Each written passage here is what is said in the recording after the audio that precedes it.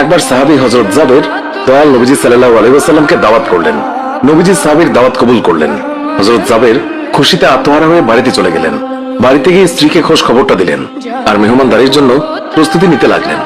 বড় ছেলে আব্দুল্লাহকে নিয়ে খাসি জবাই করে অন্য কাজে যখন হযরত জাবের ঘর থেকে বাইরে গেলেন, ইতিমধ্যেই হযরত জাবেরের ছোট ছেলে ঘুম থেকে উঠে খাসি তালাশ করতে লাগলো। বড় ভাই তাকে জানায় খাসিটিকে জবাই করা হয়েছে। ছোট ভাই বায়না ধরলো, খাসি কিভাবে জবাই করে আমাকে তা দেখাও। অগত্যা বড় ভাই ছুরি হাতে করে ঘরের পেছনে গিয়ে বলল, এখানে জবাই করা হয়েছে। ছোট ভাই জানতে চাইলো কিভাবে।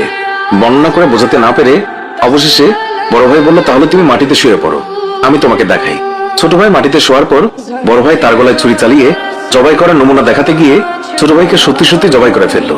বড় ভাই যখন দেখলো ছোট ভাইয়ের গলা থেকে রক্ত গড়িয়ে পড়ছে, সে ছটফট করতে করতে একসময় নিস্তেজ হয়ে গেছে। তখন বুঝলো ব্যাপারটি কি ঘটেছে। আতঙ্কিত হয়ে সে নিকটবর্তী খেজুর গাছের চূড়ায় উঠে আত্মগোপন করে রইল।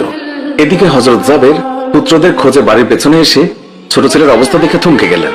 অতঃপর তাকে বুকে করে স্ত্রীর কাছে গিয়ে বললেন, তাড়াতাড়ি একটি কম্বল নিয়ে এসো, বাচ্চাটিকে শুইয়ে দিই। স্ত্রী রক্তমাখা সন্তানের লাশ দেখে চিৎকার করে কাঁদতে লাগলেন। কিন্তু স্বামী হযরত জাবের তাকে সান্ত্বনা দিয়ে বললেন, আজ আমাদের শোক প্রকাশ করার দিন নয়,